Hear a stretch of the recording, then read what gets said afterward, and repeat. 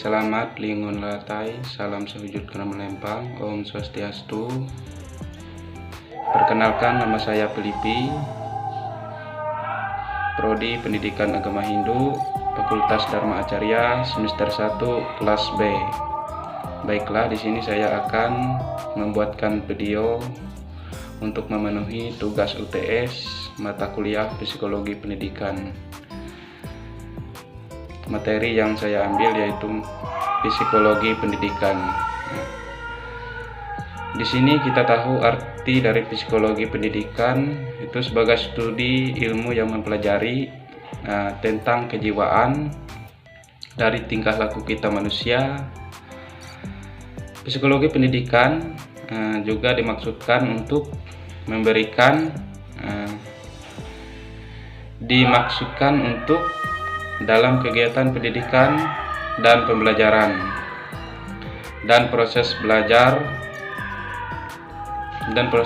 mengajar yang lebih efektif dengan kita memperhatikan respon kejiwaan dan tingkah laku anak didik kita ya. Kemudian keadaan sistem pembelajaran, cara mengajar dan anak didik di setiap daerah tidaklah sama. Namun kita ketahui kebiasaan anak didik ketika berada di lingkungan keluarga dan lingkungan pendidikan terkadang juga berbeda. Jadi psikologi pendidikan muncul untuk memberikan perbaikan pada dunia pendidikan dalam menerapkan kurikulum, proses belajar mengajar, layanan konseling, dan evaluasi untuk mendapatkan kualitas anak didik yang lebih baik. Nah, di sini saya ada sedikit mengambil pengertian psikologi pendidikan menurut para ahli. Jadi psikologi dapat diartikan sebagai ilmu yang mempelajari tentang tingkah laku dan gejala-gejala jiwa manusia. Dan juga di sini saya ambil dari dalam Kamus Besar Bahasa Indonesia, pendidikan adalah proses pengubahan sikap dan perilaku seseorang atau kelompok dalam usaha mendewasakan manusia dalam suatu pembelajaran atau pelatihan. Nah, jadi kita ketahui psikologi pendidikan bermaksud untuk yaitu menerapkan psikologi ke dalam proses yang membawa pengubahan tingkah laku seseorang, dengan kata lain untuk mengajar.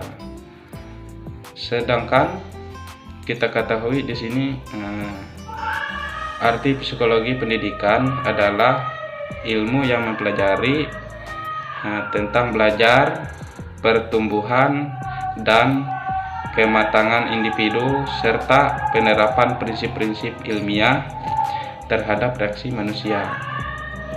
Pendidikan tersebut bertujuan untuk memproses, mengajar, dan belajar para peserta didik. Jadi, pengertian psikologi pendidikan menurut para ahli tersebut dapat disimpulkan bahwa merupakan disiplin ilmu pendidikan yang mempengaruhi proses belajar mengajar dalam dunia pendidikan.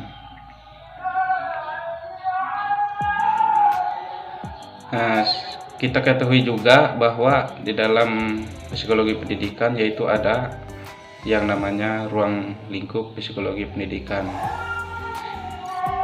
Psikologi pendidikan memiliki ruang lingkupnya yang menjadi dasar dan batas atau yang dibedakan dengan keilmuan psikologi lainnya. Menurut Sumadi Suryo Broto, ruang lingkup pendidikan antara lain yaitu pengetahuan yang kita miliki, pendidik atau guru perlu memiliki yang namanya pengetahuan yang lebih untuk memberikan pengajaran pada anak.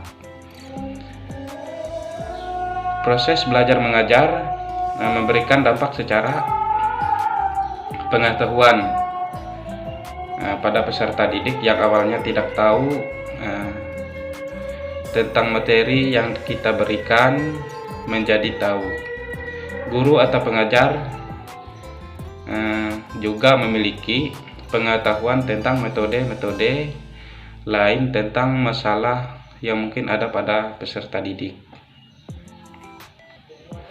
Pengetahuan tentang aktivitas jiwa peserta didik, inteligensi, kepribadian, karakter, individu, bakat peserta didik, tumbuh kembangnya pembinaan disiplin dalam kelas, motivasi belajar, perilaku guru, strategi belajar mengajar, dan masalah-masalah khusus dalam pengajaran dan pendidikan.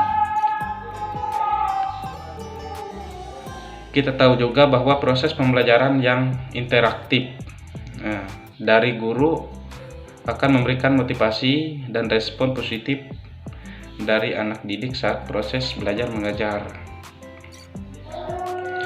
Pembawaan dimiliki seseorang pengajar sebagai gaya penyampaian materi, konsep pengajaran selama berada di kelas, dan juga diperlukan untuk mengubah suasana yang menstimulus siswa selalu aktif, akan meningkatkan kualitas hasil belajar. Nah, jadi di sini ada yang namanya proses-proses tingkah laku, yaitu yang pertama itu perubahan perilaku karena pertumbuhan dan perkembangan seseorang atau peserta didik. Yang kedua yaitu perubahan perilaku karena belajar merupakan faktor yang penting dalam pembelajaran. Nah, jadi di sini ada sedikit saya menjelaskan proses pembelajaran interaktif yang diberikan oleh guru kepada peserta didik akan memunculkan perubahan perilaku seperti keterampilan selama proses pembelajaran, seperti berbicara di depan kelas, berdiskusi, atau kegiatan yang melibatkan respon sensorik dan motorik. Nah, kegiatan tersebut memberikan perubahan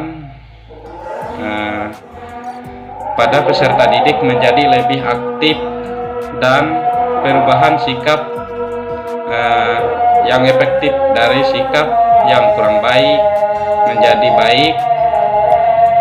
Sikap positif dibawa pada kembali ke dalam keluarga, ke masyarakat, yaitu merupakan hasil proses pendidikan yang berkualitas bagi peserta didik tersebut. Sampai di sini yang dapat saya jelaskan. Atas kurang dan lebihnya saya mohon maaf. Saya akhiri dengan Prama Santi dan Sahei. Om Santi Santi Santi Om Sahei. Terima kasih.